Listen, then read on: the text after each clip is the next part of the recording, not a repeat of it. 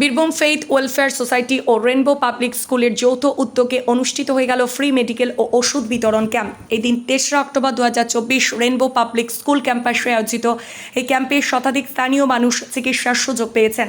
এছাড়াও ডেঙ্গু বিষয়ে সাধারণ মানুষকে সচেতন করতেই পুজোর মরশুমে আগামী সপ্তাহে কর্মসূচি গ্রহণ করা হয়েছে। এই ক্যাম্পটি সফলভাবে আয়োজিত করতে লোহাপুর ব্লক প্রাথমিক স্বাস্থ্য কেন্দ্র সহযোগিতার হাত বাড়িয়ে দিয়েছেন। ক্যাম্পে উপস্থিত ছিলেন জ্যেষ্ঠা হাই স্কুলের প্রাক্তন প্রধান শিক্ষক আব্দুল মাতিন মহাশয় ও অন্যান্য বিশিষ্ট ব্যক্তিবর্গ। এই ক্যাম্পে চিকিৎসার দায়িত্বে ছিলেন বালুরঘাট জেলা হাসপাতালের চিকিৎসক মনিরুজ্জামান মণ্ডল মহাশয় ও অন্যান্য ডাক্তারবাবুগণ। বীরভূম ফেইথ ওয়েলফেয়ার সোসাইটির সম্পাদক মোস্তাফিজুর রহমান মহাশয় জানান, এই ধরনের ক্যাম্প বেসরকারি প্রতিষ্ঠানকে সঙ্গে নিয়ে আরও বেশি করার পরিকল্পনা তাদের রয়েছে। লগ্ন থেকে আমরা সমাজে শিক্ষাদানের পাশাপাশি শিক্ষকতা করার পাশাপাশি আমরা এলাকার মানুষের স্বাস্থ্য বিষয়েও একটা সদর্থক ভূমিকা পালনের সদিচ্ছা প্রকাশ করেছে।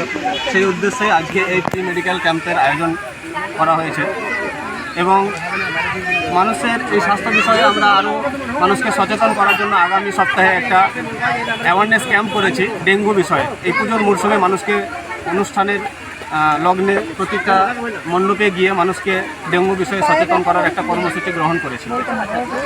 করতে এসেছেন এখানে চিকিৎসা করাতে এসেছেন, তো এই চিকিৎসা পেয়ে কি আপনি খুশি? হ্যাঁ।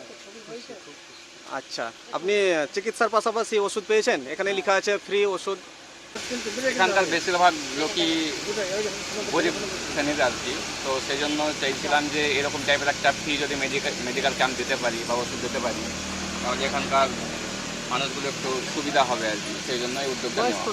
এবং এক্ষেত্রে আমাদেরকে যেটা সাহায্য করেছে বীরভূম ফেইথ ওয়েলফেয়ার সোসাইটি, তার সঙ্গে লোহাপুর স্বাস্থ্য কেন্দ্র, এগুলো সবাই সাহায্য করেছে। আচ্ছা, এটা কি চাইছেন যে কন্টিনিউ করবেন? হ্যাঁ, ইচ্ছা আছে, যেহেতু এখানকার বেশিরভাগ মানুষ এই মধ্যবিত্ত বা উইটার সেকশন, তো এইসব মানুষগুলো যাতে ইন ফিউচার আরও উন্নত করতে পারি বা উন্নত পরিষেবা দিতে পারি সেই উদ্দেশ্যই। আপনাদের প্রতিষ্ঠানটা কত